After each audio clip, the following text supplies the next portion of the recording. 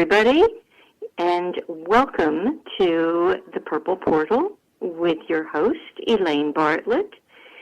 It is the Tuesday after Labor Day, and it seems that there's a whole lot cooking between the poor United States getting pummeled across the country, and we've got a Mercury that's gone direct today, so that's spinning the energy. And the storm side of Mercury, which means it's not completely in its posture again of the sensation of forward motion, actually the storm side subsides on Sunday. So we've got Mercury cooking, and of course we've got a very interesting full moon tomorrow. We've got a full moon in Pisces. Now, Pisces is a water sign.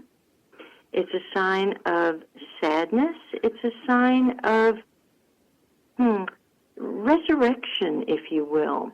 So as much as there's a high side and a low side to this Piscean energy, there's a lot that I'm going to encourage you to be doing with the high side so that you can help to steady some of the energy in this country.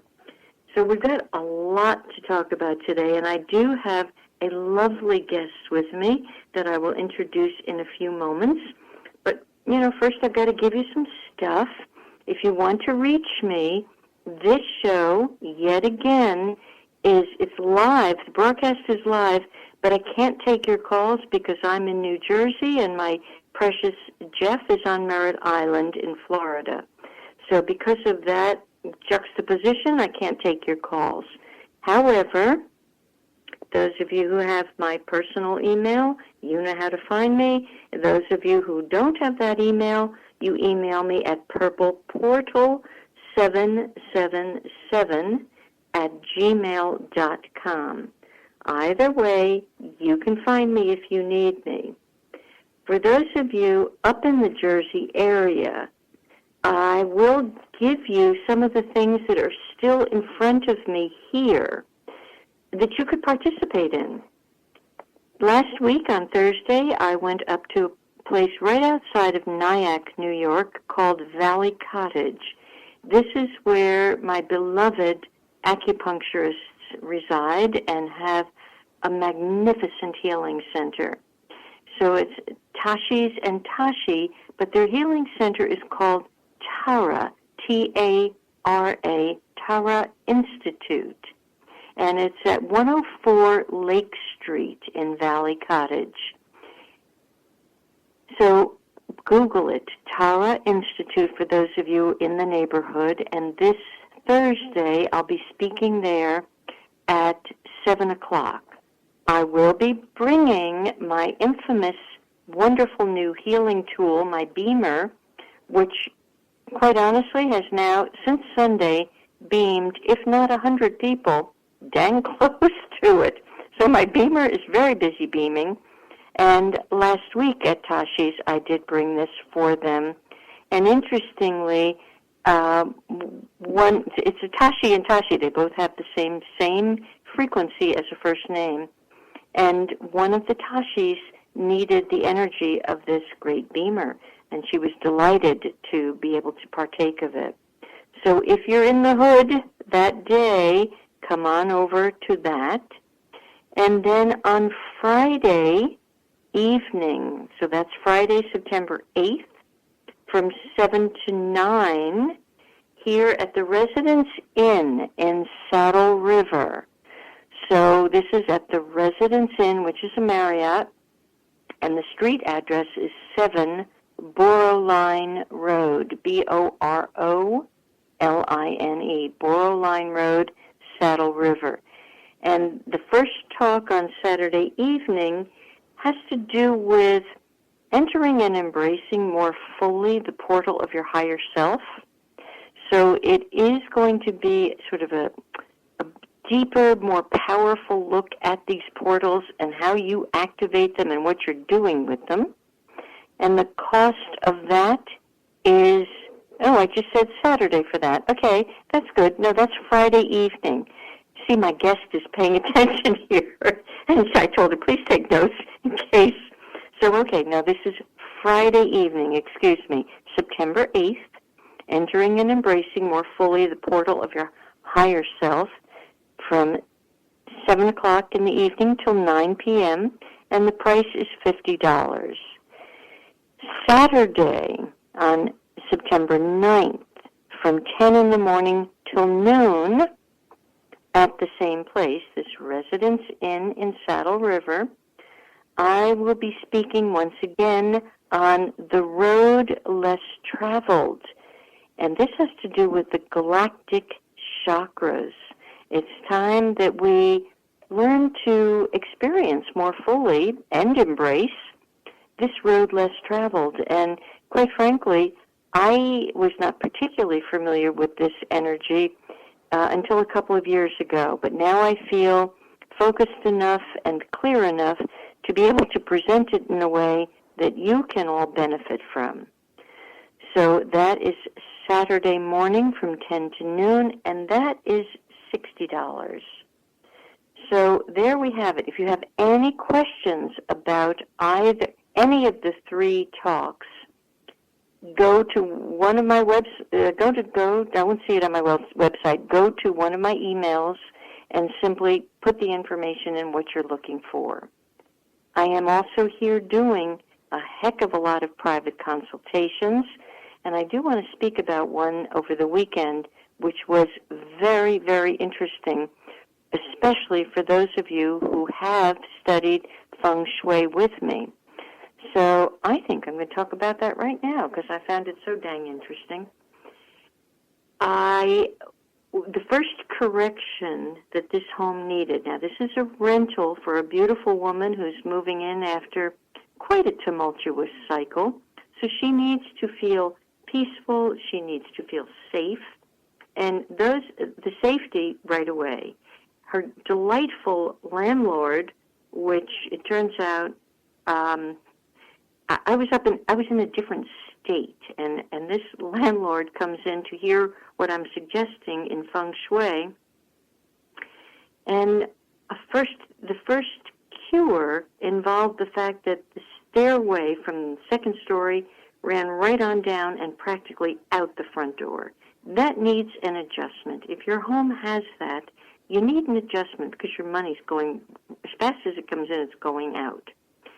So the gal, my client, I suggested she find a little crystal or a little octagon-shaped mirror, and you would have thought I had said something in Swahili and that she had to find these on another planet. She had no idea what I was speaking about. The landlady pipes up and says, I know, my mother has crystals. She's really into this stuff, and she's a kinesiologist. Now, I'm in a totally unfamiliar territory, and I looked at this woman, lovely woman in her 40s, and said, is your mother's name Annie? She nearly fell over when she said, yeah. Annie had sent this beautiful woman to my home 20 years ago for a consultation so I could talk this girl out of the dastardly fellow she was dating at the time. She did not marry that dastardly fellow. She's married very beautifully and happy. So it was really interesting to see in the wilderness how the dots connect themselves. It was fascinating. So be that as it may, that was the first correction. So if you have, now this is a direct hit out the door. If your stairway is not directly going out the door, it doesn't really need the correction. If there had been room on either side of the door, I could have put a lovely decorative mirror. That would have pushed the energy back up the stairway. If you've got this predicament, you've got to find a little teacup hook and hang a crystal off of a piece of fishing, whatever they call that, fishing stuff that you can't see. And there's your cure. And if that doesn't work, call me. You know, some of you, you're going to have to learn to pick up the phone. And yes, I do charge every 15 minutes. I've learned that. I've learned to comfortably say that. You'll be happier, and I'll be happier, and the information itself will be happier. But trust me, the fees are fair. So be brave and call up and ante up, and let's get on with the program. My guest knows me a long time. She's graciously shaking her head. She has seen me be wounded over the years by not speaking up. So I'm mastering that. You know my famous guest here. This darn beamer has adjusted my mouth and throat after 4 months. No, 4 weeks, rather. It took 4 weeks. And I could finally feel it. So, when we want these big adjustments, it's not going to happen overnight. It's going to take some time. I never in my life expected that kind of adjustment. I could actually feel my face tingling. I'm like, what's that about? And actually, that happened this morning. And look at this afternoon. Very interesting. So, now, here's what I want to tell you about some more of your feng shui. And I know my guest has actually brought some of her pillars and things, because that's what I adjust energy from. And those of you who have had feng shui, I want you to listen to this thing. Over the years, I've stressed, you're an East group person, you're a West group person, therefore, you're best living in a house that's this direction. And, that stretched itself a long way. The woman over the weekend, she's an East group person, and the apartment sits west. Now, oddly, I had an opportunity prior to this consultation to do a different kind of consultation with her. And at that point, she mentioned she was looking at an apartment, and here was the number. Everything looked absolutely fabulous about this apartment for her. Very powerful healing place.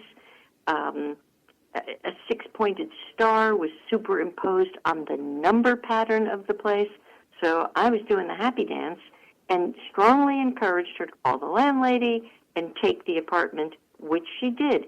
And she did think it was west. The back, you see, when you're an East group, west is not one of your strong zones. So invariably, I wouldn't have really steered you toward that kind of apartment.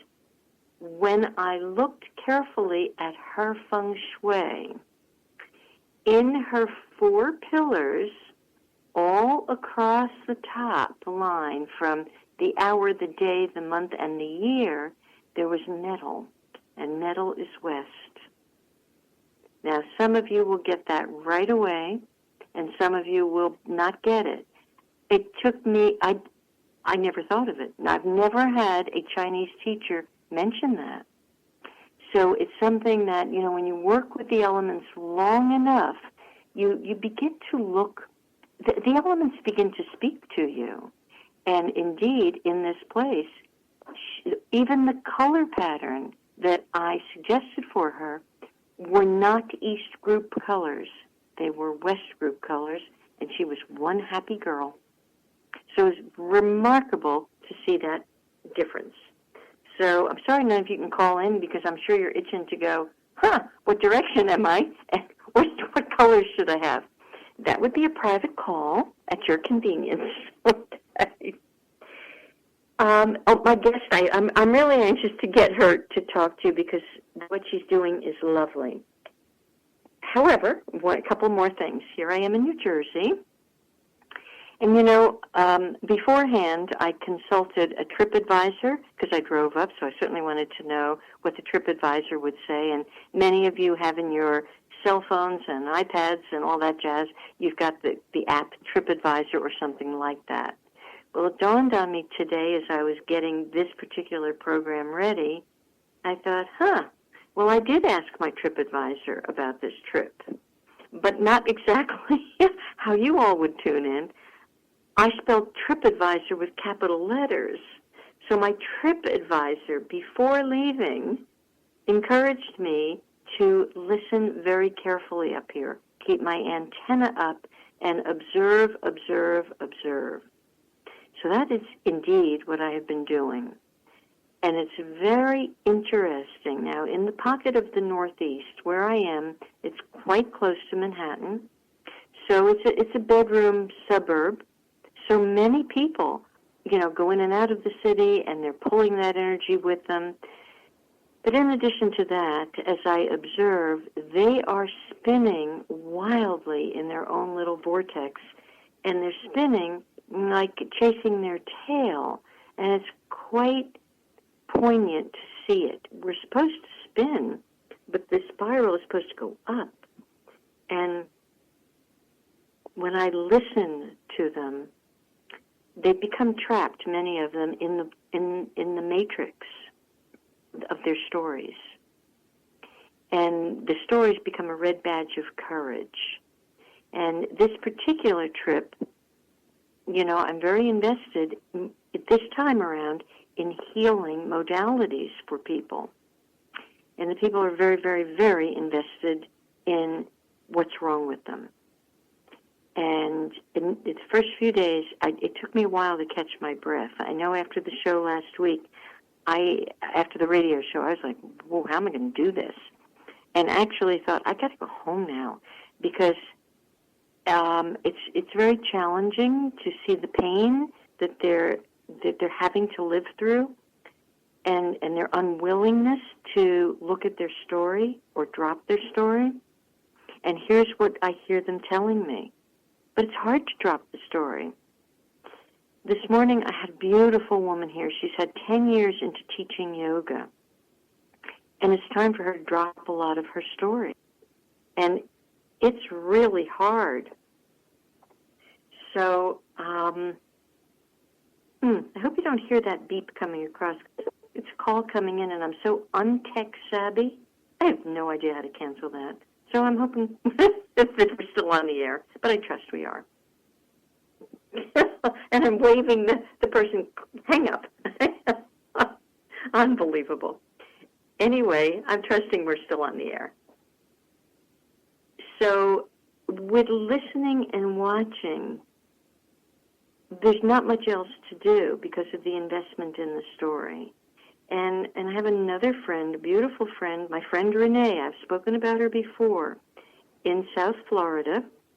And she's now on a very specific, health-oriented pattern of nutrition to change her habits after 60-plus years. And people say to her, what are you doing? And she says, I've had to give up sugar, dairy, alcohol, and wheat. And they say, that's too hard. And I say, yep, it's hard. However, she's saving her life. She's saving her children's life because they're following in her footsteps. So, and the same thing goes with what I'm putting out there. I'm really saying nothing more than stay present, be present, don't go into the future. What are you doing that for? There's no chi in the future, but you will surely create a mess for yourself by the time you get there. Now that brings me to South Florida.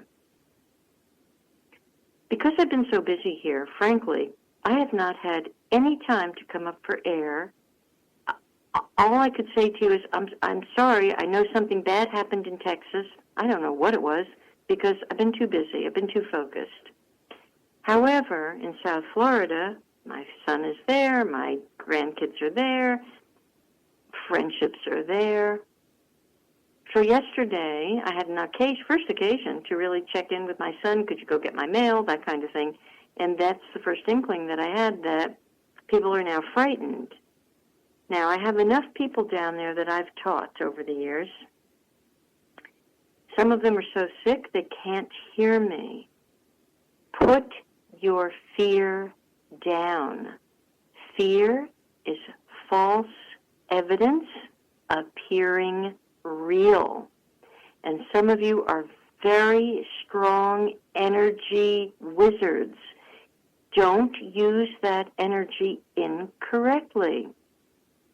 You can't be looking at this forecast every 3 minutes and going, oh my gosh, it's a 3, it's a 4, it's a... all I know about each of you, you are a perfect 10. And by God, by gum, stay there. You're a perfect 10. And this rest of this is insane. What concerns me, because my beloved Jeff just told me, oh, they've already put in place the National Guard. Are you kidding me? What is that about? How much fear does that conjure up? And that means military control. Excuse me? Excuse me. Be careful of what you are conjuring up. You can just as well conjure the other way. I actually placed a phone call this morning to the only person I know is strong enough and healthy enough to understand what I'm saying. Her name is Bonnie. I love Bonnie. She's this, like a little sprite. I call her Mrs. Sparkle. She is a sparkle. I said, Bonnie, you got to help me. We got to help these people. I said, where are we going to stretch this from? I said, I got to get as far down as Boca because that's where I'm knowing that these people are frightened. She goes, oh, not even a doubt in her mind. New Smyrna Beach. I don't even know what that is. Like, okay, fine. So we've got that covered. What are we doing? We are draping a violet tent over the entire area. That's the work to be done. I honor the storm, and you best honor the storm because the storm's middle name is Mama Nature, and you best love her and embrace her. I am not telling her where to go. I have no idea whether she's on a destructive path or a creative path. I'm taking it as a creative path, so I'm being extraordinarily creative in how I'm watching this thing, observing it. Remember, that's what my TripAdvisor cautioned that I will need for the next 3 weeks. Okay, you're an observer. I know that where I live in South Florida is completely protected. I was told that this morning. That's why I've already suggested to my son, who lives on a barrier island and it floods, go there. I actually told him that before I left. Go there. And his dear wife said, is there a hurricane coming? And my son looked at me and I'm like, oh, not that I know of. So please watch your thoughts. For every fear thought, counter it with the violet light. If you can't conjure up the violet light, you can see a lovely tent. Who in their right mind that would be listening to this radio show cannot conjure up a purple tent? Tent, Florida. Wouldn't it be something that all of a sudden our dear, wonderful, magical governor kind of has to go, oh, false alarm. But people are buying into this, and they're buying everything off the shelves, which, of course, exacerbates the fear. Have you forgotten what you fear comes upon you? And I say that with great gravity. So what are you doing? Drop it. Immediately drop it. If for some reason you feel like taking a field trip out of the state, go forward gracefully and graciously. I do understand people on these barrier islands, they're in jeopardy. But, I do tell you, I wonder about the genesis of this storm. And you guys should be wondering, too. Who's conjuring up this storm and for what reasons? Enough said. And if you buy into it, that's your prerogative. But you're making it very much more difficult for Bonnie and I, who are trying to tent at least our portion of it. But those of you who hear me in Naples, Florida, and Sarasota, and up the Panhandle, would you please? They have these things on the highway that you can help your portion. Bonnie and I are helping our portion. Do your portion. And trust me, I am so calm up here and so dang beamed up. I will do more than what I told Bonnie I would do. I will do the state. And if you insist on undoing it, have a good time. I can't superimpose my will over yours. But I would have you question, why? There's you cannot have two powerful forces in the same boat. You cannot have love and fear in the same boat. Pick one. Pick one and hold to it. And hold that frequency. And if you cannot hold the frequency, please change your diet. Drink more water. You can't hold the frequency when your diet is filled with GMOs. And those GMOs are really getting people, that's what I see up here, that's what I see in the supermarkets. It's poison. It's full-on poison. So there we have that. All right. Here's one thing I wrote even before I spoke with anybody in Florida today. And it's very interesting. It comes out of a very powerful piece of work. When you stop labeling everything, so you're labeling a storm, when you stop labeling it, you will start to see things differently. Write this on your forehead. Etch it into your brain. Labeling is a dissipation of energy. Any, capital golden letters, any fixation or attachment to something is a dissipation of your energy. So even if you're given the guidance, yep, I need a field trip to Tennessee, you'll be too exhausted to make the trip. So be careful. You guys have gotten labels up the gazoo here, and it's causing resistance. It's causing, it's causing you to be in fear. And in essence, you're saying, I don't want that. I don't want that storm. My heart is wide open. I think her name is Erna. Is it Erna or Irma? Okay. It's something that begins with an I. Look, I feel there's an irateness about this energy field. I will tell you that. And it's probably because her first letter's her IR. So there is an irateness. But guess what? I look at all these people on Earth. They're so filled with irateness, it's ridiculous. So drop your ire. Drop your ire. And get with the program here. Choose love. And embrace her. Truly, she is embraceable. So I've been busy loving her. My heart is like flooded with her. I'd rather have my heart flooded than a whole state of Florida flooded. So I'm open for it, and those of you who are supposedly light workers, don't you dare call yourself a light worker if you're buying into this sphere. Don't you dare do that, because that is ultimate deception. So either be what you are, show up and shine, and the rest of it, knock it off. I do have, Gloria, if you're listening, you make me smile, because Gloria always says, came yesterday for a consultation. Oh, my God, Elaine, I love it when you get on these tangents. That was just a tangent. I do apologize. But it really annoys me. Don't tell me that you're so holier than thou and you're holding a frequency and you're buying the last loaf of bread because you're living in fear. It's not a match. So live fearlessly, because the essence of you is God, and God does not have fear. It's a technical impossibility. You can't have it. So drop it. Drop it, drop it. All right then. One more minute, and I will introduce my guest. But I have to share with you something. Stuff makes me incredibly wound up here. I'm staying in a long-term facility. It's lovely. It's a lovely chain. It's really ideal. But because a lot of us are long-term stayers, eventually you have to wash your clothes. I don't send everything out to the dry cleaner. I take them up to the laundromat upstairs and put in my $2, and I'm a happy girl. Well, the other day, okay, it's laundry day, and I go up, and there on top of one of these poor machines is some dear soul's clothes, just angrily, you can feel it, angrily piled up. The hanger is now, wafting out of the poor person's clean clothes.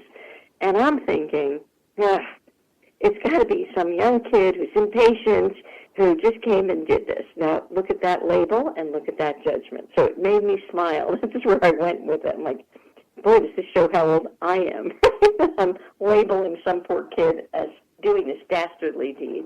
Because you know what? You go up and you anticipate your clothes are nice. You can happily take them out of the washer, put them in the dryer. Yeah, no. So I take my clothes and I put them in the dryer and I come back to check on them. Now, there's a gal, I would tell you, an old gal, maybe late 70s, maybe 80s, and she's now wheeled a chair from her room down to have a machine gun in attending to the washer. And she's got her Kindle. She is in the ready to go to war, the war of the washers, I call this. She is ready to go to war.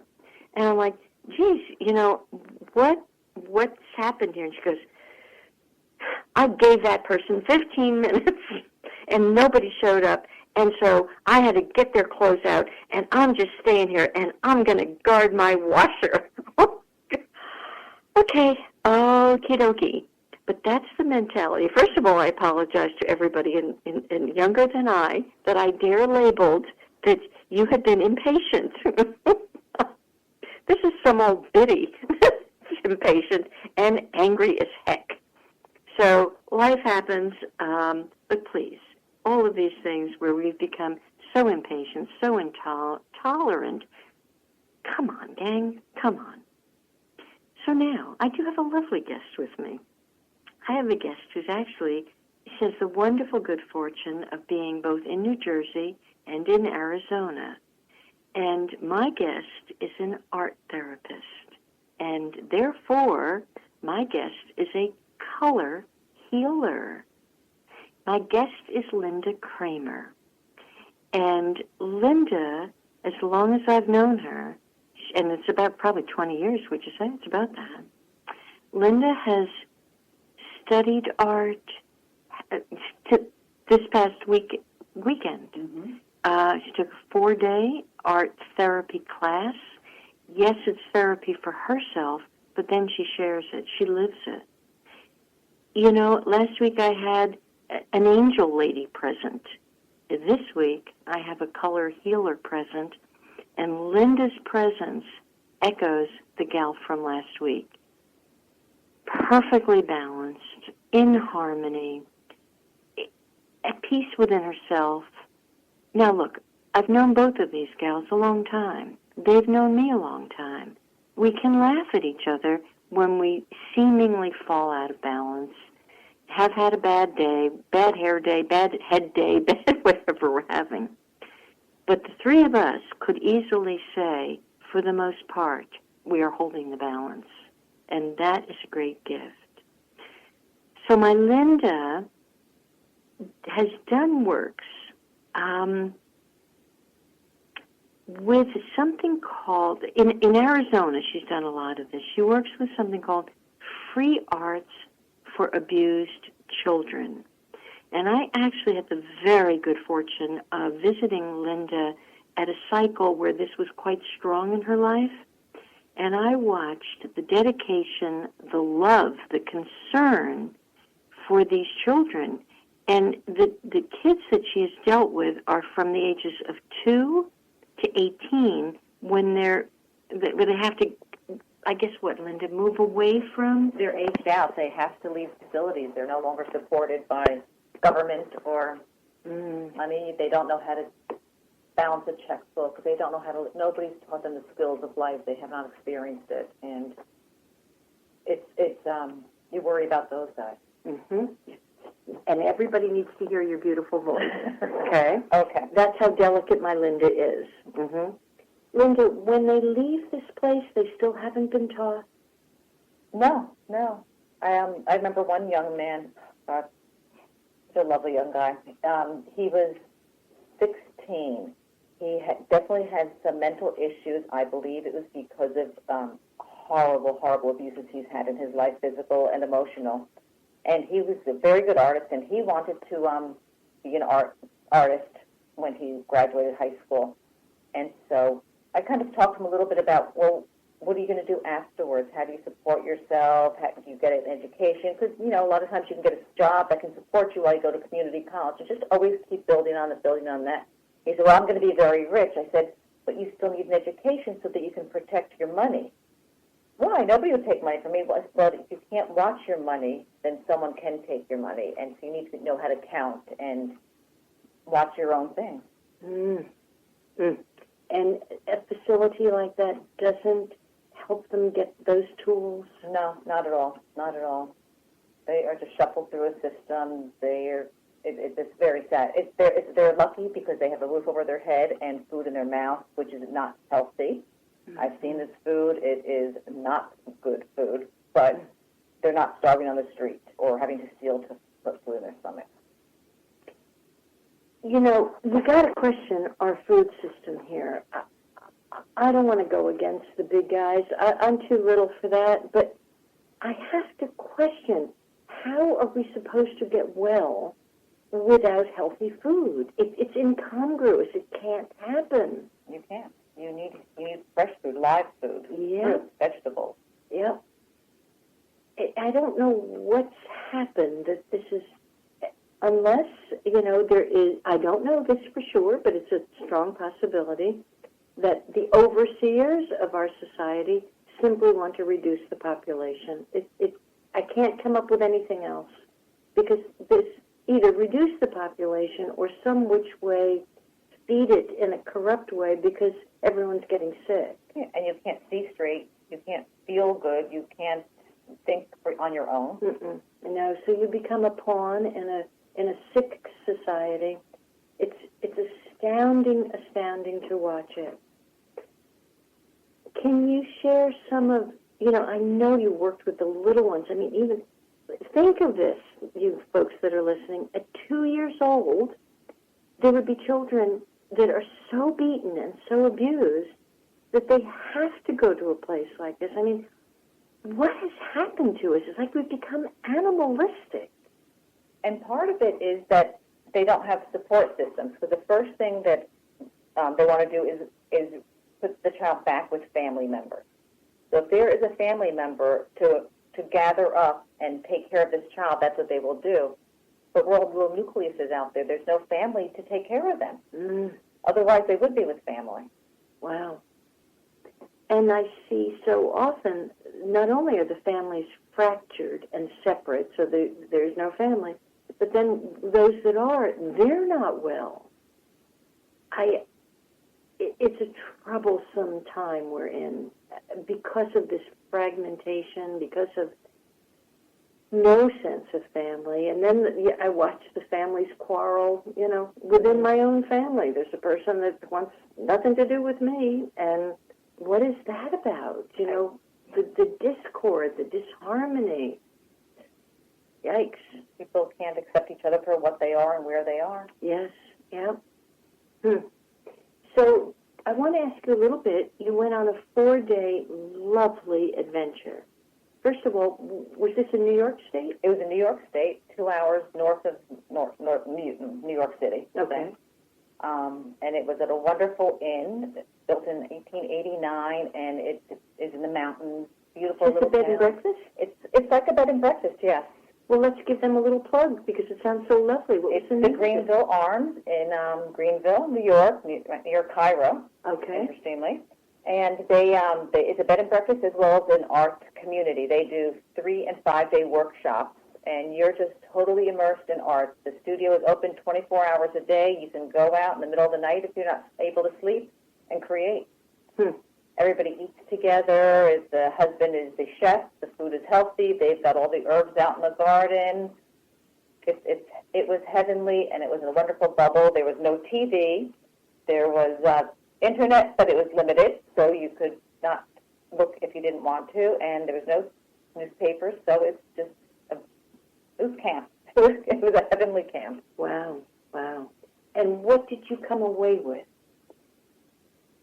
Besides the art that I came away with, watching actually people heal while they were there. They were people that came very wounded from deaths, from divorces. One woman had been in and out of a mental hospital 3 times this past year from her broken heart, let's say. And their postures changed. They sat up straighter. They were enthusiastic. By the third day, they were just enthusiastic. The art, the color, everything was healing them, and it was just happening right there in front of your eyes. You could see it. You know, it reminds me almost of like the horse whisperer. It's like the art whisperer. Yes. Yeah, it is. And you're eating healthy. I mean, a lot of people there, I'm going to assume, do not normally eat healthy.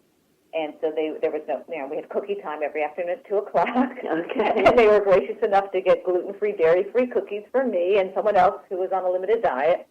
So they, whatever it was, whether you were a vegetarian, they could do it. No iodine, they could do it. They took care of everyone, but everybody ate healthy. And I think that's part of why everybody was able to heal and look and feel better. I so agree. It's what's going into our mouth. Yeah. Would you speak the name of that place again, just in case somebody thinks I have to go and be healed?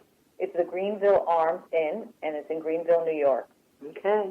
I hope that helps somebody. You never know. Last week a couple of people contacted me about how good they felt with the information that artists shared. Yes.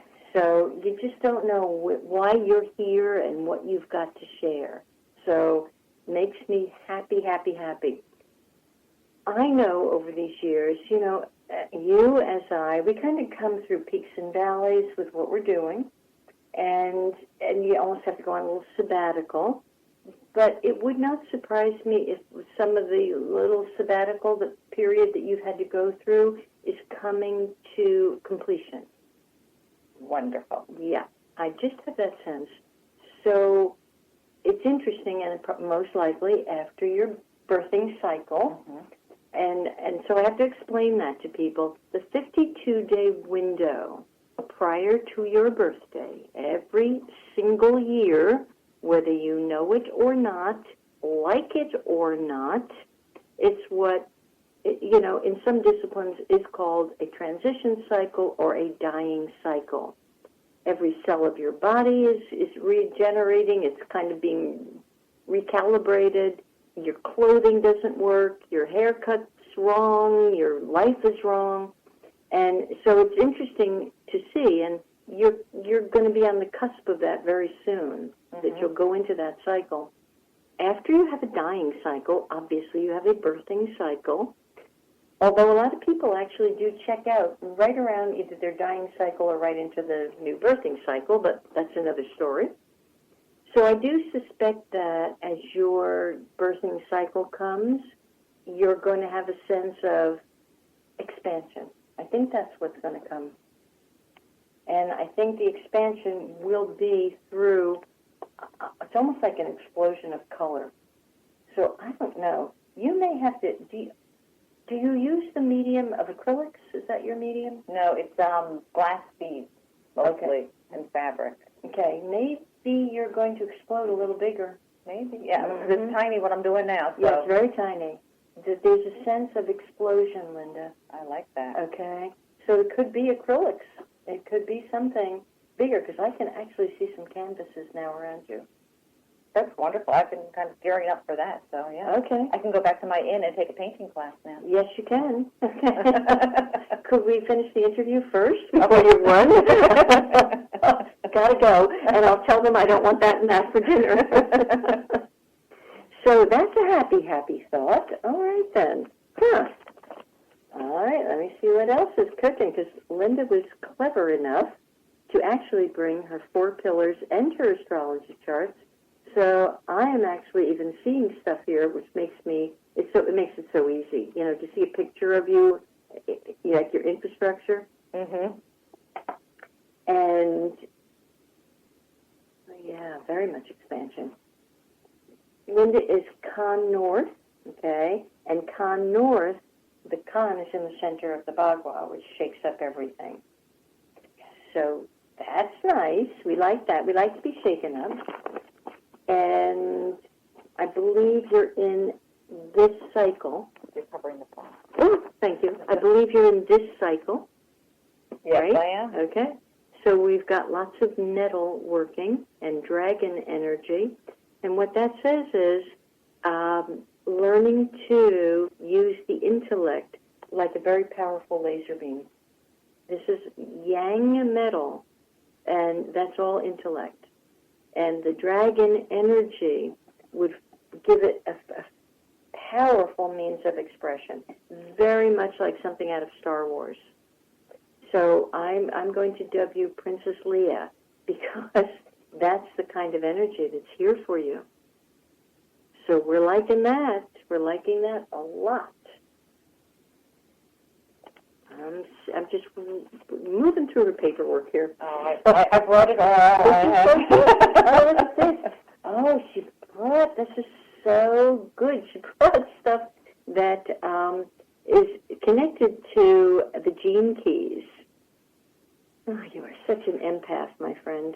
Such a projector empath, working from the heart chakra, and the important thing for you will be to kind of drop a lot of mental stuff as quickly as it comes in. Drop it. So we're liking that, because those are my favorite words anymore. Just drop it. And I'm going to direct you back to the gene keys. You have homework, okay? Yep. I'm going to tell you, go back to gene key number 1. Do you have, what's her name? Dang, it's the red I Ching book. What's that one? It's red. Oh, the tiger one? Yes, the dragon and the tiger. Yes. Go back there, okay, coordinated with the gene keys. And in that book, go to number 1, go to the first one, which of course is pure yang energy. That's number 1 is the pure yang energy. Right. And go to line 3. Okay. Check out line 3. Very interesting, because you have, I would give you your assignment between now and your birthday, is to simply go over and over and over the number 1 gene key and the number 2 gene key. These are the most powerful pieces of this chart. And line 3. But you'll only find line 3 in her work. Okay. So, and then I'm going to take you somewhere else. I'm going to take you to number 64. And 64 is the end of the I Ching. Oh, interesting. Uh-huh. Yep. And I have these charts out with me every Tuesday when you're talking, so that when you reference something, I'm ready to go. I didn't bring it because I wanted you to do a reading. I always have it with me. I understand. But this is so powerful, because it's those of you who are like, what's she saying? Linda and I are saying, get your charts. You know, yeah, it's going to cost you a couple of bucks. Get these charts. Because, you know, we just had an eclipse. And in that eclipse, you know, now I can look at Linda's chart full on and see, did it hit anything? And actually, it did. It hit right here. It hit Venus, changing your dreams in your 11th house. Oh, wow. For the next year and a half. That's a big old wow. Wow. Interesting, 11. Yeah. Yeah. But Powerful this is the house of dreams and wishes and hopes and goals. So, and it's in the sign of the teacher. She's got the mark of Venus in the sign of Virgo. So you may feel very strongly impelled to kind of get back into the teaching. You know, Linda, if we share a morsel of light with somebody who's lost hope, it's worth it. Yeah. It's worth it. It's hard work. I wouldn't even be up here if somebody hadn't told me they were hopeless. But it was that impulse to, let me see, can I hold your hand for a moment? Because people, you know, they're overdosing. They're overdosing on street drugs and prescribed drugs. And sometimes I have to tell you, worse than that, they're not overdosing. They're just desperate. They're just desperate. So we gotta help the tribe here. That's good to know, because I stepped out of the working with abused children because it was draining. I did it for 10 years, and I had nothing left to give. And so it's been a couple of years. So I've been thinking, do I want to go back into that or something similar? And maybe you have to learn, as I've been learning, this sense of loving detachment. Yeah. maybe the only kid you were supposed to touch in those 10 years was that young boy, and not even about art, but to tell him, honey, you need to be able to count. That's interesting because when I was doing it, I was in it for 10. What? We're done. Bye-bye. Sorry. We're done. And you must come back next week.